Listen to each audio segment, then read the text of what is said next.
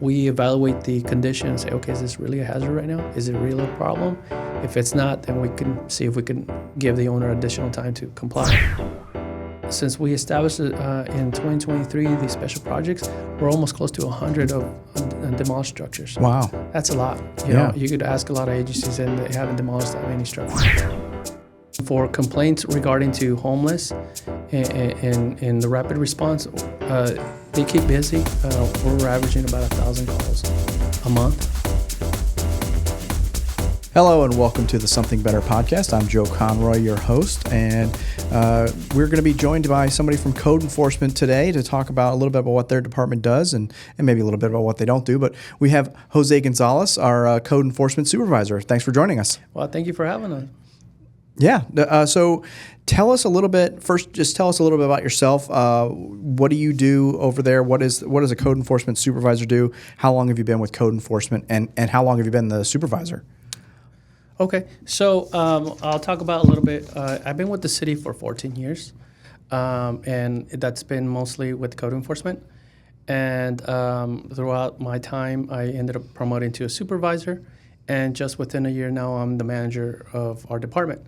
So we have a staff of 47 employees, where we have different assignments to deal with within the city. Mm-hmm. So we could discuss some of the stuff that we do for the public if you'd like to. Sure. Yeah, absolutely. So tell us a little bit, what is code enforcement, and then kind of what do you guys do as code enforcement? What do your officers do? Okay. So first, to kind of give the public to understanding what a code officer is, typically a code officer is a sworn, non-sworn officer that's hired by a city to enforce local or state code regulations. And what this officer has to do is address blight in our neighborhood as well as to address quality of life issues. And he does it through our enforcing municipal code or state. And what that means is when I talk about state ordinance, state codes, we're talking about the building code when it comes to construction of something, how it's done. Mm-hmm. We also are talking about the housing. You know, are houses being built up to code? Are they being maintained? So we use the health and safety code. And we also do a little bit of the California Vehicle Code when it pertains to parking or abandoned vehicles. We use that code to address some of these issues in our neighborhood. Okay. And then that municipal code and even some of the state code, a lot of those things are in place for health and safety reasons, right? That's correct.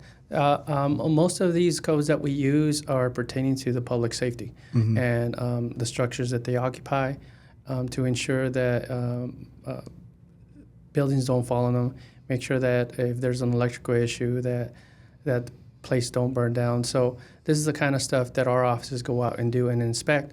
So the way we are set up in code enforcement, we have 10 districts within the city, in the city limits, where I have an officer per district.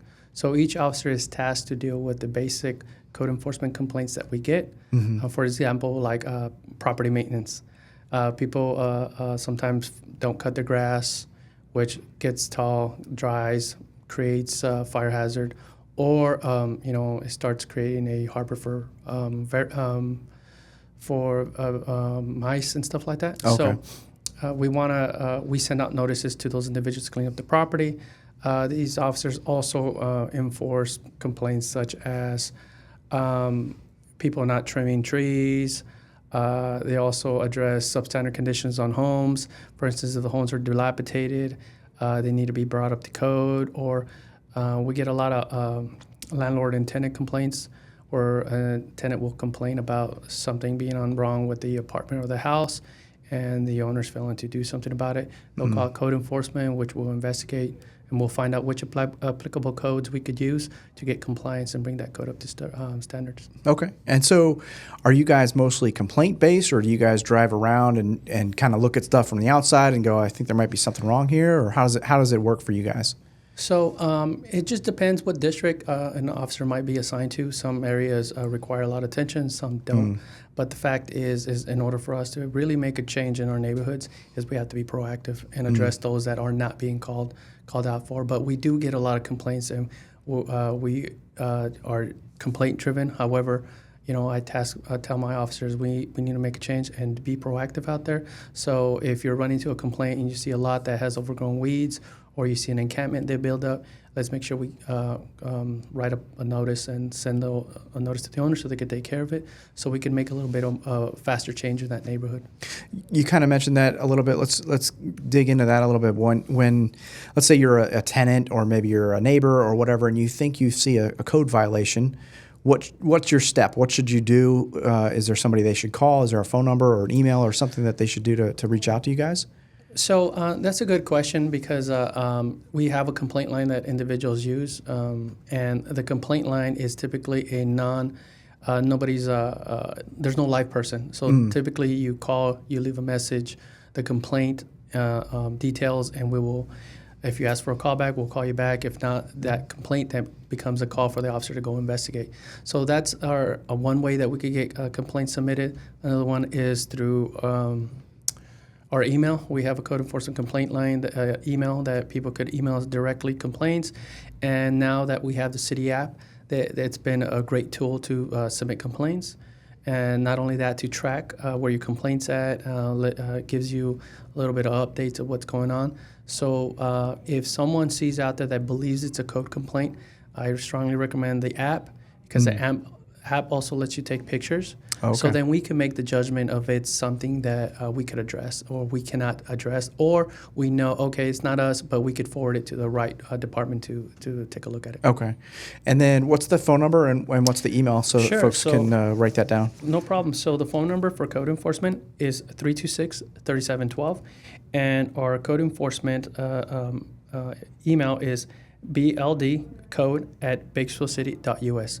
And of course, our city app, if you go to any mobile app store, you could pick that up for free. Yeah. So they could use that. Now, if it is homeless related, we're strongly encouraging people to start making their complaints to the community vitality, which there are 326-3737. And the reason for that is we're trying to centralize all the homeless complaints into one hub, so we could make sure that it goes to the appropriate channels. What that said is sometimes we will receive a complaint with multiple layers, and it goes to one department, and the department will handle that. However, sometimes the other part gets missed because it's not their jurisdiction. So if it goes to community vitality, they could sort it out. Oh, okay, you have illegal dumping on the alley, that could go to the CCI. Oh, there's an encampment, that goes to code enforcement. Oh, there's an occupied trailer with activity of drug use and that the co-response could go to. Or this is something that needs to go to the graffiti department for graffiti. So they're a great hub to filter out where your complaint should go, so it could get handled appropriately. Yeah, because you don't want to feel like you called and then nothing happened because it didn't go to the right department or the right person right away. So if you call up, it was a community vitality, right? And then they can kind of parse it out and go, okay, we're going to get this worked on quickly, and that way we can get a quick response out. So yes, so that would go to when you're trying to make a complaint in regards to homeless activity. Okay. So as in regards to code enforcement, my recommendation, if you do not want to use the app and you don't want to email, and the telephone number is your best way to make a complaint. The best thing is to leave your name, leave your address, leave the address of the complaint if you can. If you can't, provide your address and leave a note that you would like to have a response back. And typically what the staff does, extract that information from the voicemail, put it in the call, and then the officer will read the notes as he goes about his day with the complaint. So that's very important if you want to know what's going on with your complaint. A lot of times people want to be anonymous, so a lot of times their staff don't call back to the complainant person. Okay. So then sometimes they feel like, oh, well, they're ignoring my complaint. Right. So there is a process for addressing complaints. So we could touch a little bit about that, how that works. Yeah. So it's important to know that you can make a complaint anonymously. So you don't have to give your name, right? No, that's we won't. We keep it confidential. We don't share that information. Yeah. You could just leave. This is happening at this location, and I need it investigated. Yeah. Please, no follow up. Whatever you like to say, we'll take that down and we will write it, and we won't share that information. And then, if you guys receive a complaint or you're going to go and investigate something, talk to us a little bit about what the process is. What happens? How long does it typically take? What are the steps you guys take in order to get something rectified? So one of the things about code enforcement is these cases could be very simple and it could be very complex, just depending of what the type of call is. So if we receive a complaint about someone not cutting the grass and it's tall, typically we could knock on the door and we could get a resolution quickly. A lot of times it could be somebody, hey, my lawnmower broke, or I was out of town, or sometimes it could be, hey, I'm a tenant at my own. My landlord would take care of this. So just having that contact, you could get a quick response. But there's times, too, where you can't get a response on the door, so a notice has to go out. So we have what's called a 7-day notice, which we allow 14 days for mailing. So they have 12 days to comply with our notice. And we'll go back and, if they abate it, great, we close the case. If they don't, the case continues to another 10 days where we have to give the person a due process, with which they get a second notice. And the notice says, hey, you received this notice on this date. These violations still continue to exist. You please abate this by this time, or show up to the hearing to justify why you can't do it, or even ask for additional time.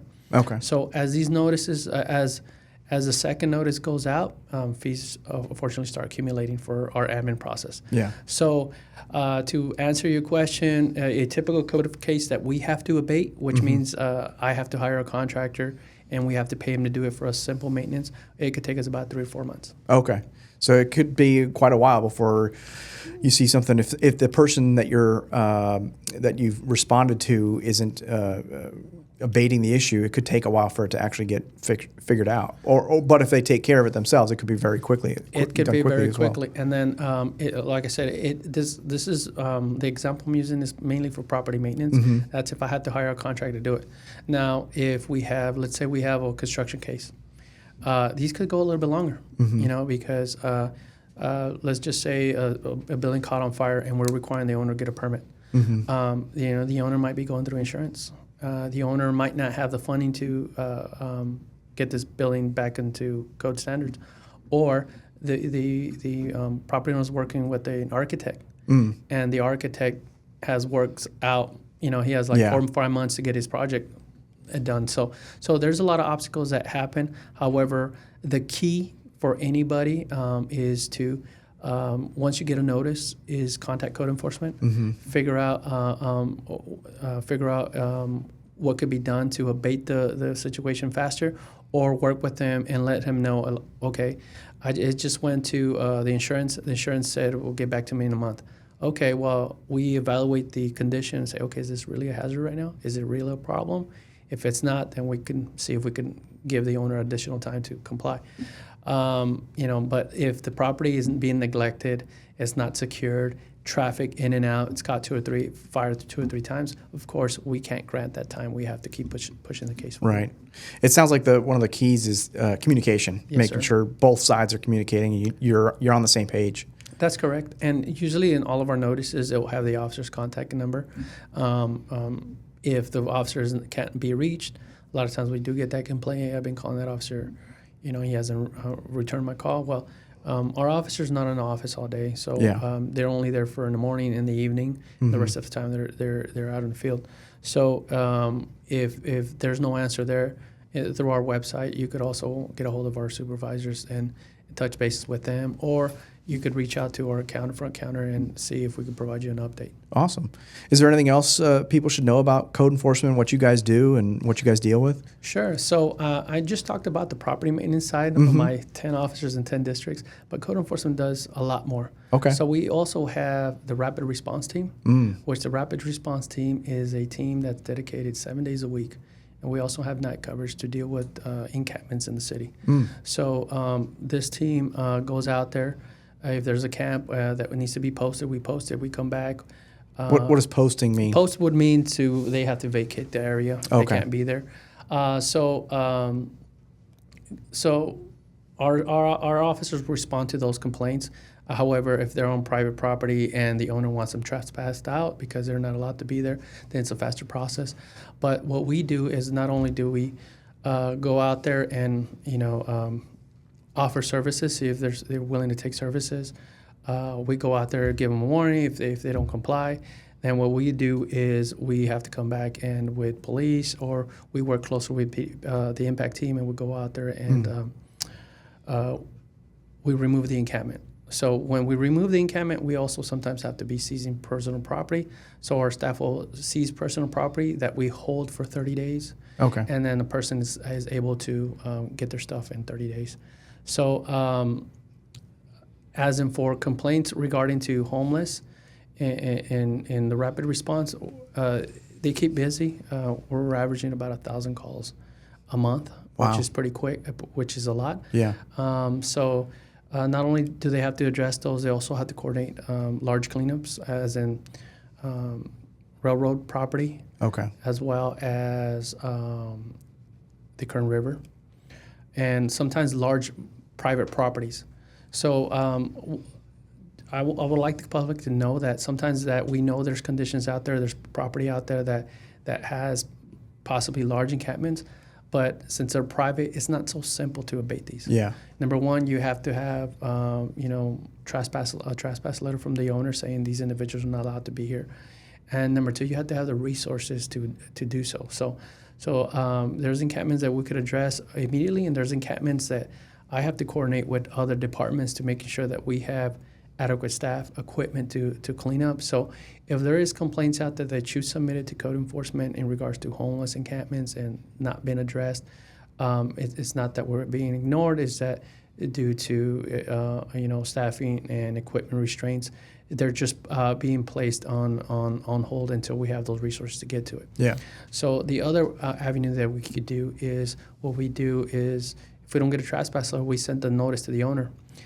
Eventually, the owner is responsible to make sure his property is clean. So what we do is we send a notice to the owner. You have encampments on your property. They're prohibited per zone. And there's large accumulation of trash. Mm-hmm. So if the owner ignores all our notices and we're at the abatement stage, then we could actually award a contract.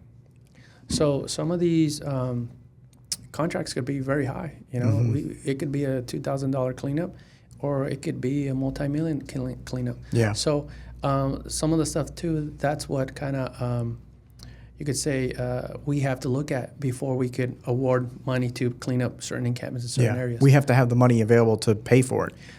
Yes, and the other thing too is I get a set amount of budget to do demolitions, to do property maintenance, and to do board ups. So I got to make sure that whatever I spend has to be throughout the whole year, where I can, serve the most, make the most difference in our community. Yeah. So those are some of the obstacles that we could encounter. So that's the special projects. I mean, that's the RRT. We also have the special projects. So the special projects team was also created during Measure N, and that team was designed to address a lot of our vacant structures that are being broken into, set on fire, constantly having transit activity.